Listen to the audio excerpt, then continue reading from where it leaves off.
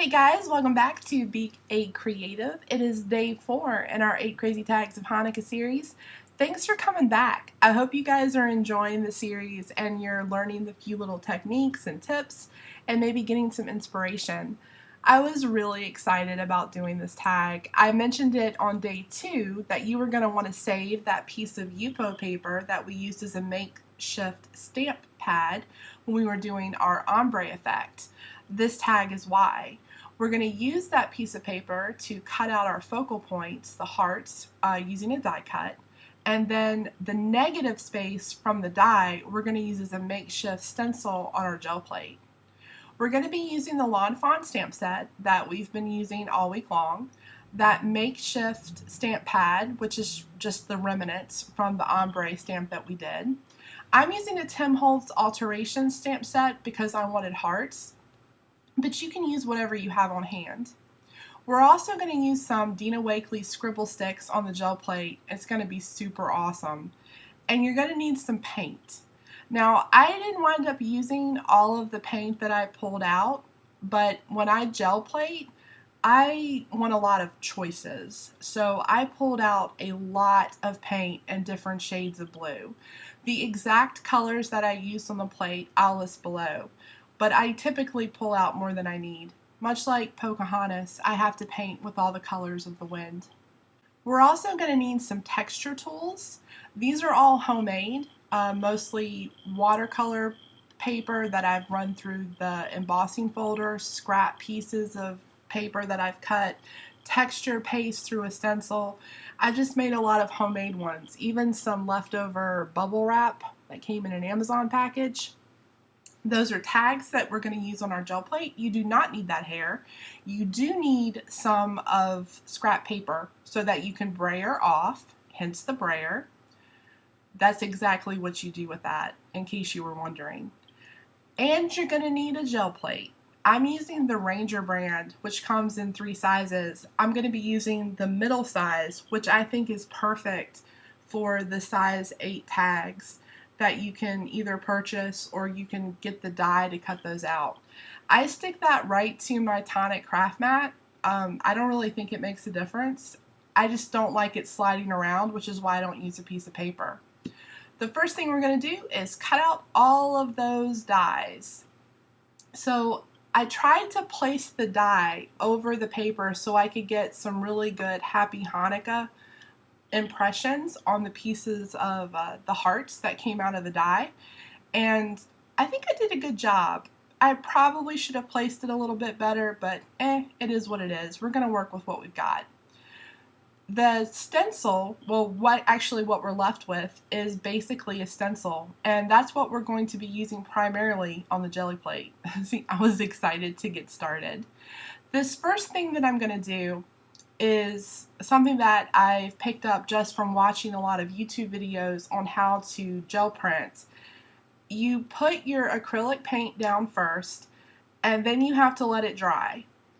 I did not do that. I am impatient, and after about 3 or 4 minutes, I get kind of tired of sitting there. I usually stick my finger in it, and if it's still slightly tacky, I'm like, okay, close enough.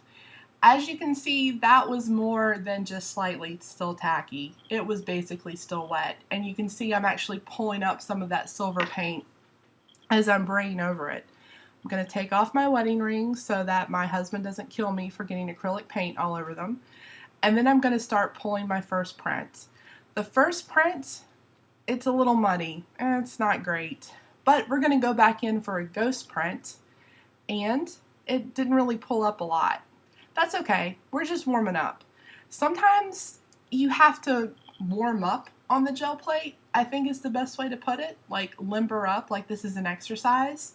Not every print that you pull is going to be mind-blowing amazing, and that's okay, it doesn't have to be, because the ones that are totally make up for it. This one is a really good example. I'm going back in using that Yupo negative space stencil to pick up the shape of the hearts, and it's so pretty. Look at that. Oh my gosh.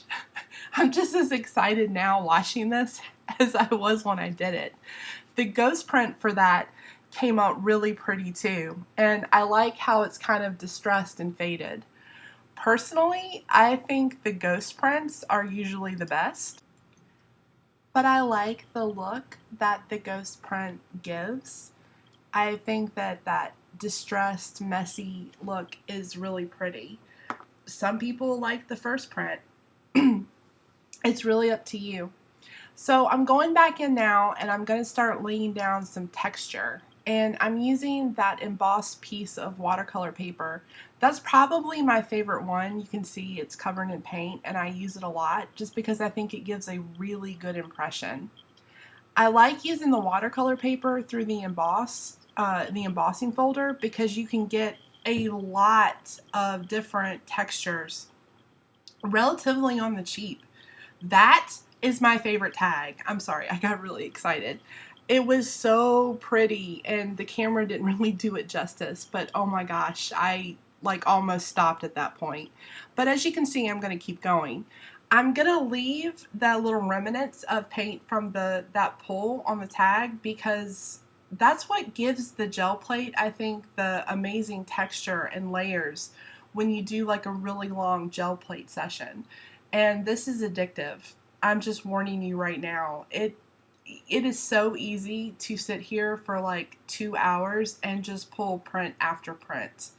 This print through the stencil again actually wound up really pretty, but don't get too attached to that because I'm going to ruin it here in a little bit.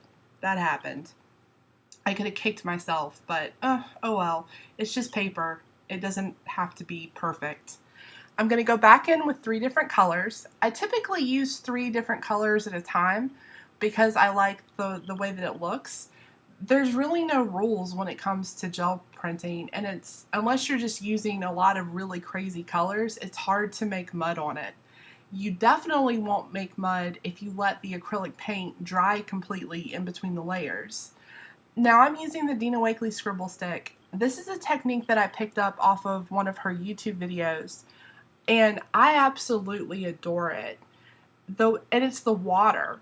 Honestly, the way that the water and the scribble stick interact with the acrylic paint, it's just so pretty. I don't think that there's much that you can't put on a gel plate. I have been to various degrees successful with everything that I've used, and I've thrown some pretty heavy stuff at it. The scribble sticks, though, work incredible. Ooh, see? That's what I'm talking about. Oh my gosh, it's so pretty. This ghost print is even better. It's just flowy and fluid, and I think it's just absolutely beautiful. I'm going to try to replicate that by adding some water directly onto the gel plate. I've actually never done that before. This was the first time I've ever done that. And what better time than to try out an untested technique than right in the middle of a YouTube video. I actually lost some of the recording from this for that last tag. I'm sorry about that. But now we're just going through all of the dry tags that we made. I really liked that one. That one turned out a-okay too. That one was so pretty, but this last one, that is my favorite. I'm going to save that because I have some big plans for that tag later on. Now I'm just trying to figure out which tag I want to use. I thought that both of these were just really pretty, and I finally decided to use the one on the right. I'm going to go around the edges of the heart with a Vicky Bouton oil pastel because I want the hearts to have just a little bit of white space around it. And I didn't really want to use black on the tag. I've been trying to avoid that lately. I did think though that there was a little bit too much blue. So I'm using that previous gel plated piece of paper that we used to die cut out the dreidel from yesterday's tag. And I'm just quickly cutting out a really quick heart. It didn't really bother me too much that the heart didn't really match the shape of the hearts from the die cuts. I kind of like that it was different, especially since it was a different color. But if that's something that's important to you, just run your paper back through the die cut. I'm going to add some torn pieces of book paper because I think everything looks amazing when you put it over pieces of torn book paper. And now I'm just trying to figure out my placement. Definitely want that one in the middle and the little heart. I don't know, maybe I should have used the other one. but I didn't, so it's okay. We get what we get. I ran these through my sewing machine, which my mother did fix. If you've been watching my channel, you know that I am in a battle with my sewing machine. It hates me. Actually, I think it's probably user error. It's most definitely user error. I think there's something wrong with my bobbin. It's not tight enough. So we get that mess on the back. And this is how I fix that. Until I figure out exactly what's going on, I've just decided to accept it and cover everything up with washi tape. I'm going to ink the edges of the tag with the VersaFine pigment ink. And because this is cardstock, even though it's over acrylic, the VersaFine will eventually dry. However, that's going to come back to bite me in a little bit. You'll see. Now I'm trying to doctor up these hearts. These hearts were a mess, y'all. Like, they are so bad. But I'm just going to cover them up with some washi tape, and I'm going to use some Distress Collage Medium to kind of glue everything down. Because I decided if somebody is going to look at the back of my tag and like lift up these little hearts to see what the underside looks like, then that's just crazy. I don't know what type of person would do that, and I don't need that negativity in my life. So no one's going to be looking at the back side of your tag. I am, though, going to try to make something a little bit cohesive out of it. I'm going to use washi tape to cover up the ends of the sewn bit, and then I'm going to add a second piece down on the right hand corner to make it look like it's supposed to be there. I like to do everything in threes because I like odd numbers, and I think aesthetically anything in that is an odd number or an odd number set looks better than if it's even. So now we're going to glue down our pieces of torn book paper, and I'm going to place them first. Oh, that's a good job. Yes, trying to figure out where everything's going to go.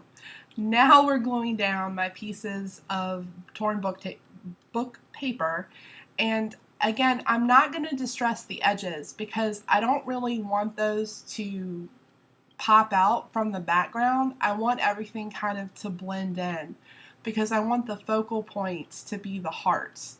Those we are going to ink up the edges, and this is where I make a mistake. I forgot that I die cut those on Yupo paper, and Yupo paper is non-porous, and like we learned in yesterday's video, pigment ink sits right on the surface of the paper, and that's how it dries.